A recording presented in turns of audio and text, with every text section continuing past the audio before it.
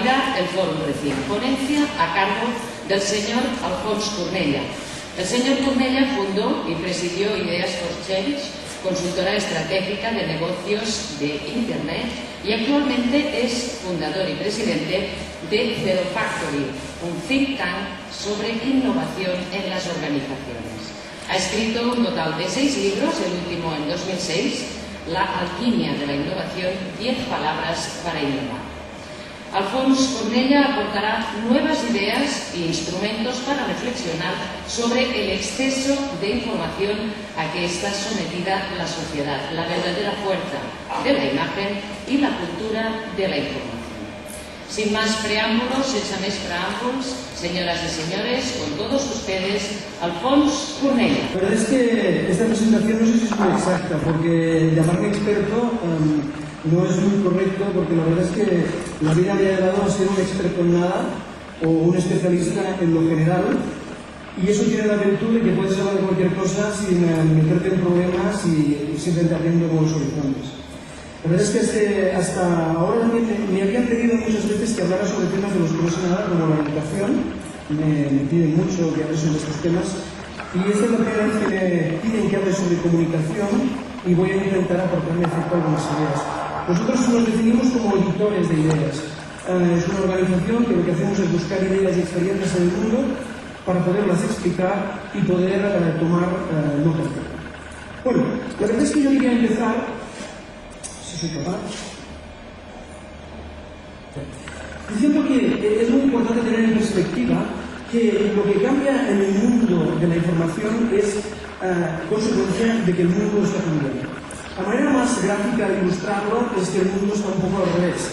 Cosas que están ocurriendo en los últimos años son absolutas novedades. Era inimaginable pensar cosas como la influencia que iba a tener Asia. Era inimaginable este tipo de titulares, ¿no? Que en 10 años la mayoría de los automóviles del mundo serán fabricados en China. La verdad es que el mundo tal como está es un mundo que puede ser interpretado como un problema, puede ser interpretado como una dificultad o puede ser interpretado como un reto. Creo que en clave de la empresa más innovadora, de la empresa más moderna, la palabra fundamental hoy es oportunidad. Por ejemplo, en el caso concreto de China, que es una de las grandes oportunidades, es muy interesante ver cómo hay poca gente que se dedique a editar en China. Aquí no se ve muy bien porque la pantalla no tiene mucha resolución, pero esta es una de las publicaciones que nosotros hacemos, que hace unos meses hicimos unas pruebas de comenzar a editar en chino, como quien no hace nada, y la verdad es que la conclusión es que es muy fácil, puede tener una cierta repercusión y solo requiere la voluntad de quererlo hacer. Por lo tanto, el mundo es distinto porque existe una gran parte del mundo que va a cambiar radicalmente, que es China. El mundo es distinto porque tenemos un efecto muy importante de la automatización, la introducción de las tecnologías para automatizar nuestras rutinas en cosas realmente sorprendentes.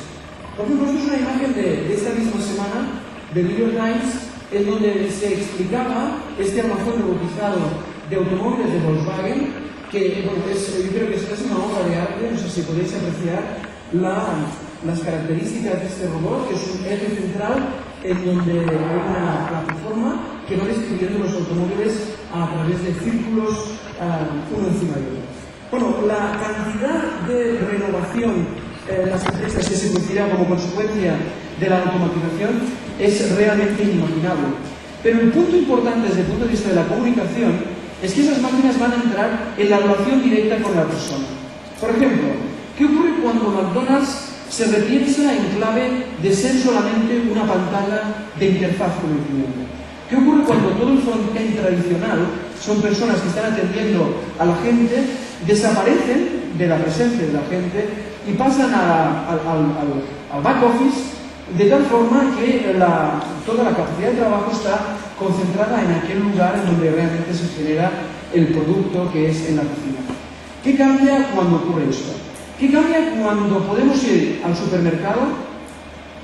Podemos ir al supermercado y podemos tener un instrumento que nos permite navegar conforme vamos moviéndonos por el supermercado, escaneando nosotros mismos el producto, sabiendo lo que vamos gastando, teniendo información sobre las oportunidades que hay en cada línea, teniendo posibilidad de decidir qué es lo que quieres comprar, incluso de no tener que hacer cola cuando llegas al final al cajero.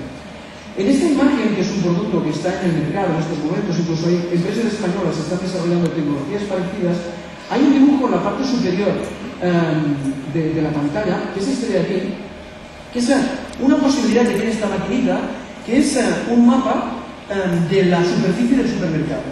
De tal forma que sabes dónde está cada persona dentro del supermercado, o cada grupo de personas. Claro, es que en realidad es una especie de GPS interior del supermercado que te permite, en este caso, saber que mejor que no vayas a estas cajas registradoras donde hay un pequeño enrollamiento y puedes dirigirte a ellas. Las posibilidades de la tecnología son increíbles, son mucho más de lo que hoy tenemos.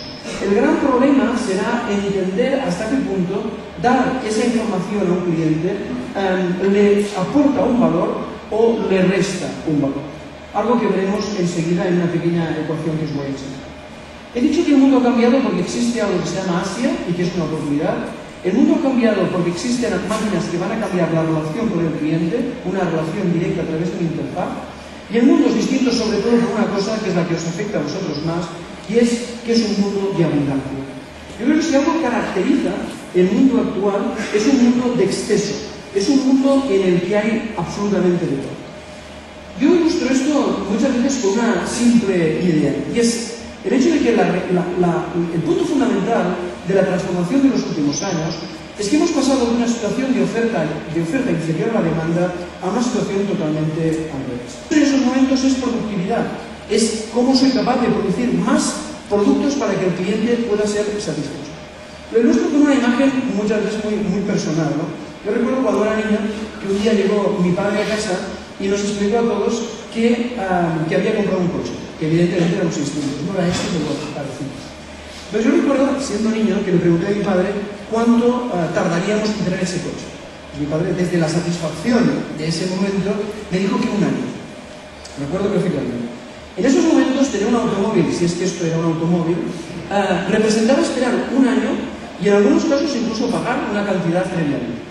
Cuando yo a mis hijos les explico esa anécdota del abuelo, es decir, que tuvimos que esperar un año para tener esto y que encima teníamos que estar contentos, vamos, no es que rían, que lo hacen, sino que no lo entienden. Porque el mensaje actual es un mensaje de te llevas el coche hoy y en todo caso lo pagas al cabo.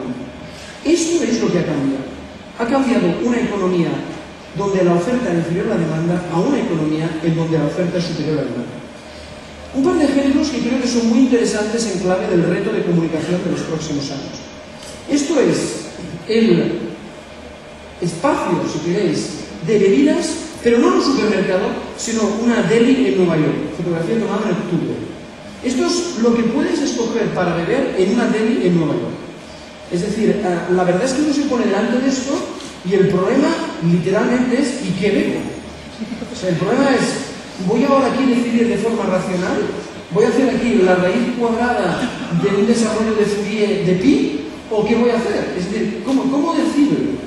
De hecho, hay un psicólogo americano que se llama Babbage Bugs que ha escrito un libro muy interesante que se llama La paradoja de la elección, The Paradox of Choice, donde dice que es muy curioso que en el momento actual en que tenemos de todo, y precisamente podríamos estar en el paraíso del consumo, tenemos de todo. El problema es que no sabes cómo escoger. De hecho, es mejor no escoger. Por ejemplo, ¿cuántos de vosotros estáis en una situación en la que tenéis un teléfono móvil que sabéis que tenéis que cambiar, pero estáis agarrándoos al teléfono móvil para evitar tener que ir a un lugar donde decidir qué teléfono móvil comprar? Es decir, digamos, yo diría que preocupación de los fabricantes, la realidad es que en muchas ocasiones es mejor comprar. Si no queréis este lineal, mi preferido es el lineal de los yogures en un supermercado. Te pones delante y bueno, piensas, ¿realmente quiero un yogur o me puedo evitar el problema de tener teléfono? Esto lleva además a una complejidad mayor en el sentido de que los fabricantes creen que la solución consiste en comoditizarse totalmente, como este ejemplo de aquí. Esto es terrible. Fijaros, esto es un anuncio del Carrefour de hace más o menos un año, donde en una hoja de estas de oferta que llegan a casa estaban mezclados un Vaio, que es un ordenador de Sony de línea alta, junto con una botella de aceite, un jamón y una botella de tabaco. Me parece muy bien desde el punto de vista del consumidor, pero desde el punto de vista del fabricante, que una máquina tan extraordinaria como un ordenador Sony esté al lado de un jamón, cuidado, también es muy complicado de fabricar, no estoy diciendo que no, hombre, por lo menos es sorprendente. O sea, algo ha ocurrido aquí que hace que las empresas no tengan más remedio que jugar a un juego de comoditización. Cuando no un juego todavía más complicado que es el de la absoluta especialización. Esto es un fabricante, si no recuerdo mal, alemán, que hace calcetines. Pero hace calcetines dedicados a deportistas de élite. Entonces, la página en donde se explica para qué sirve cada calcetín es extraordinario. Es ciencia pura, o sea, las distintas partes, funcionalidades del calcetín. ¿A qué mundo hemos llegado que incluso un calcetín es objeto de ciencia y es objeto de complejidad, ¿no?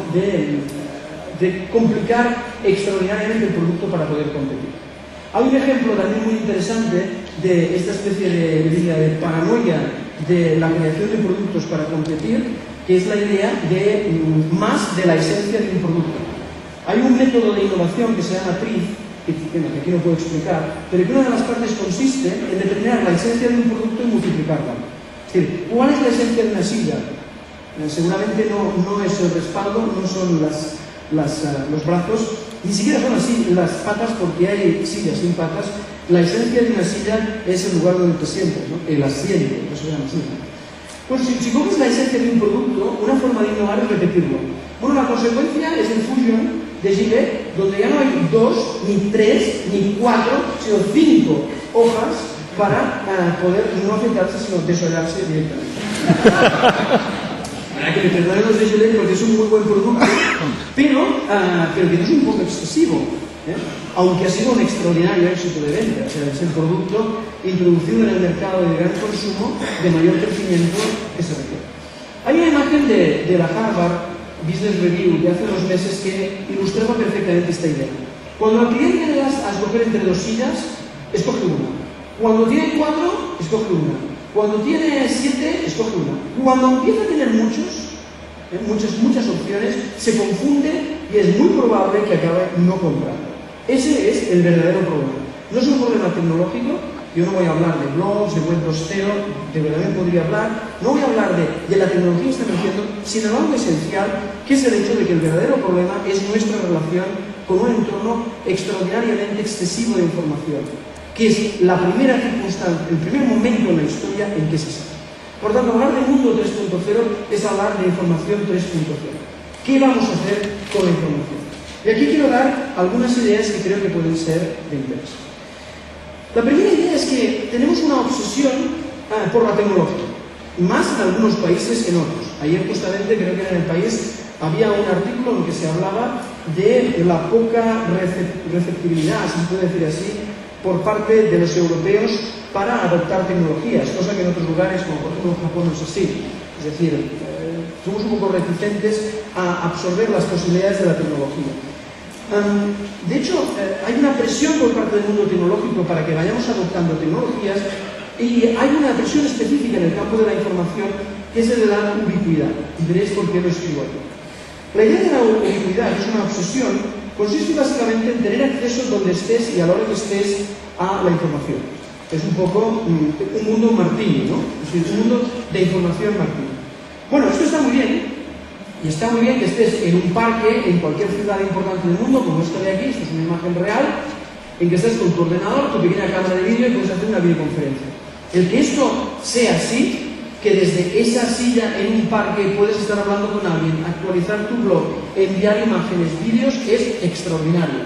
O sea, no podemos negar que es absolutamente extraordinario. Es un momento de la historia sensacional. Pero resulta que la idea de la ubicuidad, la idea de tener acceso a la información en todo momento, es muy peligrosa. En el sentido de que no sabemos todavía muy bien si estamos preparados para ello. No sabemos si, como humanos que todavía no hemos sido evolucionados suficientemente por la tecnología, si seremos capaces de absorber esa rapidez. De hecho, yo explico con mucha frecuencia una idea que es un poco divertida, y es la que al final la gente se acuerda, porque en una conferencia tan larga al final se acuerda la gente de una cosa, y espero que sea esta. ¿Sabéis que la tecnología, el que esto sea posible, que en una mesa encima, en un parque, en una ciudad cualquiera, puedas hacer esto, es consecuencia de la ley de Moore?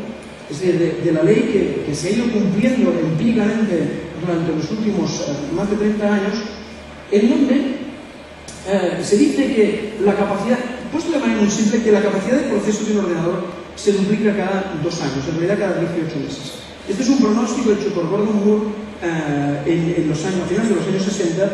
Él dijo que ocurriría cada 2 años y ha ocurrido cada 18 meses. O sea, cada 18 meses el procesador que tenemos es el doble de capaz del anterior. Y además con un menor precio, lo cual es realmente increíble. Este es el gran motor de la transformación. Pero desde el punto de vista de los humanos hay otra ley menos conocida que alguno ha denominado la ley de Demi-Moore. Entonces, no porque Demi-Moore tenga atributos intelectuales que superen sus otros atributos, sino porque la realidad dice que los humanos absorben las posibilidades de la tecnología a menor velocidad. De hecho, de medio, la ley de medio-Moore. Y es que la capacidad de la gente para absorber las posibilidades de la tecnología es inferior a la capacidad de la tecnología para generar nuevas ideas.